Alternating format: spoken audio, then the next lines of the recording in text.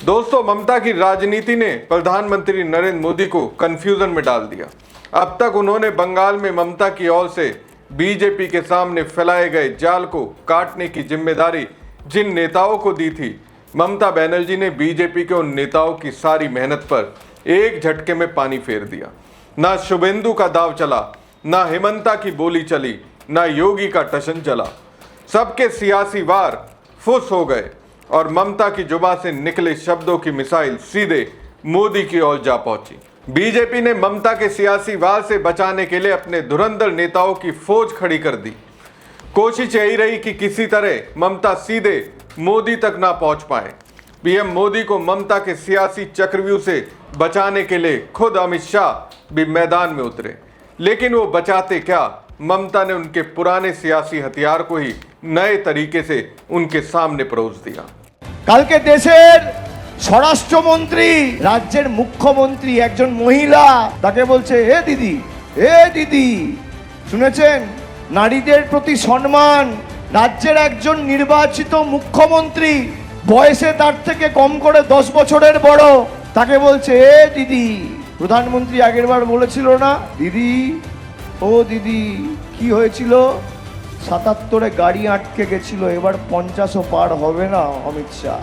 যারা আমাদের ধমকাচ্ছে চমকাচ্ছে, আমি বলবো গরম খুব পড়েছে। দেশের প্রধানমন্ত্রী থেকে স্বরাষ্ট্রমন্ত্রী মাথা ঠান্ডা রাখুন, জল বেশি করে খান। খেলা আপনারা শুরু করেছেন এসআইআর দিয়ে, গণতান্ত্রিকভাবে ব্যালট বক্সের মাধ্যমে শেষ আমরা করব, মানুষ জবাব দেবে। आदरणीय गृह मंत्री जी, आज आपने पूरे देश के सामने स्पष्ट कर दिया कि क्यों आप आज तक बंगाल जीत नहीं पाए और आगे जाकर भी बंगाल जीत नहीं पाएंगे। वैसे भी भारतीय जनता पार्टी के डिक्शनरी में सम्मान शब्द का कोई उल्लेख नहीं है। ना आप देश के युवाओं का सम्मान करते हैं, ना महिलाओं का सम्मान करते हैं, ना मजदूरों का सम्मान करते हैं, ना किसानों का सम्मान करते हैं, ना पिछड़े वर्ग के लोगों का सम्मान करते हैं, ना अल्पसंख्यकों का सम्मान करते हैं, ना ही दलितों का सम्मान करते हैं, ना ही आदिवासियों का सम्मान करते हैं। महिलाओं के बारे में तो आपका कुछ ऐसा ही विचार है कि उनका स्थान या तो आपके घर के रसोड़े में होना चाहिए या फिर आपके पैरों के नीचे। 2021 में आदरणीय प्रधानमंत्री जी ने दीदी ओ दीदी कहकर ममता जी का संबोधन किया था। बंगाल की मां बहनों ने उनको मुंह तोड़ जवाब दिया और इस बार आपने ए दीदी बोल के ममता जी को पुकारा है। इसका भी करारा जवाब आपको फौत में को जरूर मिलेगा। आप शायद भूल जाते हैं कि ये जो दीदी शब्द है, ये सिर्फ एक शब्द नहीं, ये एक भावना है, ये एक इमोशन है। और ममता बनर्जी आप जैसे मैसिक पॉलिटिकल लीडर नहीं है, वो बंगाल के लोगों के घर की बेटी है और बंगाल में अक्सर बेटियों को माँ कहकर भी बुलाया जाता है।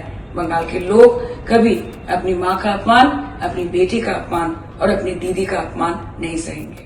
नमस्कार दोस्तों, मैं हूं परवीन सानी। दोस्तों, ममता बनर्जी को ए दीदी कहकर गृह मंत्री अमित शाह ने उन्हें घेरने की कोशिश की, लेकिन अब बीजेपी की हालत क्या हो रही है वो किसी से छिपी नहीं है।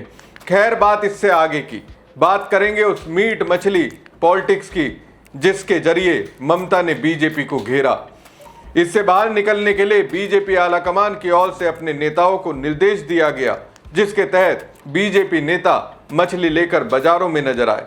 कोई नेता मछली खाते दिखा। असम के मुख्यमंत्री हेमंता बिस्वा शर्मा ने तो ममता बनर्जी को ये तक चुनौती दे दी कि कौन कितना मछली खा सकता है। मैं दीदी को बोलता हूँ, दीदी आप एक दिन मेरा घर में आ जाइए, नहीं तो मैं आपका घर में जाऊंगा। टेबल में बैठ के दोनों मांस खाने का कंपटीशन करूंगा। आप भी खाए जाओ, रोहू इलिश आप भी खाते जाओ, मैं भी खाते जाऊंगा। लास्ट में मैं आपसे 1 केजी ज्यादा ही मांस खा जाऊंगा, 1 केजी ज्यादा ही मांस खा जाऊंगा। भाइयों और बहनों, दीदी मुद्दे का बात नहीं बोलते हैं, दीदी काम का बात नहीं बोलते हैं। लेकिन ममता ने नेताओं को पूरी तरह से इग्नोर कर दिया।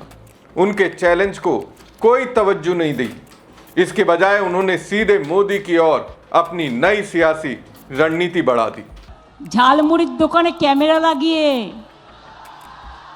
ঝালমুড়ি এসপিজিকে দিয়ে বানিয়ে ওনার পকেট থেকে 10 টাকা, আমার পকেটে তো নেই, অনেকের পকেটেই থাকে না, বাপরে বাপ সব তো উঠিয়ে দিয়েছে।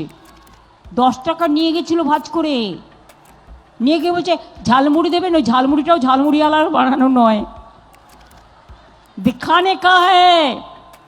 मैं तो कहती हूँ आपको खाना हम ढोकला पसंद करती हूँ, हम डोसा भी खाते हैं, हम हम रोटी चपाती भी खाते हैं, सब कुछ खाता है। आप मछली खाएंगे? कभी खाएंगे तो बोलिए, मैं खुद बना के देंगे।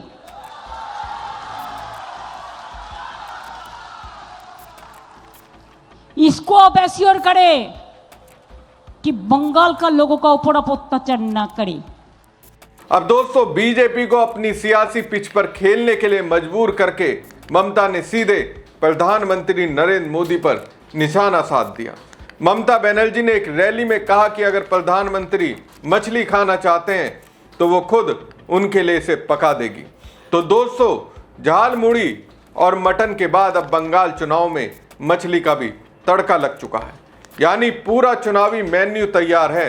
नेताओं के बीच मछली खाते हुए फोटो पोस्ट करने की होड़ मची हुई है, लेकिन मामला सिर्फ खाने का नहीं है। इस मुद्दे को सीधे बंगाल की पहचान और संस्कृति से जोड़ दिया गया है। बंगाल में कहावत है, माछ भाते बंगाली, यानी मछली भाती बंगाली की पहचान है। और इसी पहचान को लेकर अब बीजेपी और टीएमसी के बीच सियासी जंग छिड़ गई है। ममता बनर्जी की पार्टी टीएमसी का आरोप है कि अगर बीजेपी सत्ता में आई तो बंगालियों को मछली, मीट और अंडा खाने से रोका जाएगा। इतना ही नहीं, ममता बनर्जी ने चेतावनी दी कि बीजेपी बंगाल की जीवन शैली के लिए खतरा है। यहाँ मछली और चावल पर कोई समझौता नहीं हो सकता। बस फिर क्या था, बीजेपी तुरंत समझ गई कि बंगाल में मछली और चावल सिर्फ खाना नहीं बल्कि एक इमोशन है। इसके बाद नेताओं की तस्वीरों की बाढ़ आ गई। कोलकाता पोर्ट से बीजेपी उम्मीदवार राकेश सिंह दोनों हाथों में बड़ी बड़ी मछलियां लिए नजर आए। बैरकपुर से उम्मीदवार कौस्तव बागची भी मछली लेकर घर घर पहुंचते दिखे, ढोल नगाड़ों के साथ समर्थकों की जयकार के बीच। कुल मिलाकर नेता मछली के जरिए लोगों का भरोसा जीतने की कोशिश में जुट गए। इन सब के जरिए बीजेपी अपनी भारी हिंदी थोपने वाली और शाकाहारी पार्टी वाली छवि से बाहर निकलने की कोशिश कर रही है। वो दिखाना चाहती है कि वो बंगाल की संस्कृति का सम्मान करती है। इसी बीच झारखंड के पूर्व मुख्यमंत्री चंपई सोरेन का एक पोस्ट सामने आया जिसमें वो मछली खाते नजर आए और कैप्शन में लिखा, पश्चिम बंगाल चुनाव प्रचार के बीच माछ भात का आनंद लेते हुए। यानी बीजेपी की पूरी कोशिश यही रही कि वो खुद को बंगालियों के करीब दिखा सके, लेकिन ममता बनर्जी ने सीधा सवाल दाग दिया, माछ भात खाएंगे क्या? आप मछली खाएंगे? कभी खाएंगे तो बोलिए, मैं खुद बना के देंगे। तो दोस्तों, बंगाल की सियासत में मछली अब सिर्फ थाली तक सीमित नहीं रही, ये पहचान, भावना और राजनीति का सबसे बड़ा हथियार बन चुकी है। ममता बनर्जी ने जिस चालाकी से इस मुद्दे को संस्कृति से जोड़कर मैदान में उतारा, उसने नरेंद्र मोदी और बीजेपी दोनों को अपने ही नैरेटिव में उलझा दिया है। बीजेपी के बड़े चेहरे मैदान में उतरे, रणनीतियां बदली, तस्वीरें बदली, लेकिन सवाल अब भी वही है, क्या ये सब बंगाल के दिल तक पहुंच पाएगा या फिर ममता बनर्जी की ये मछली वाली सियासत ही पूरे चुनाव का गेम तय करेगी?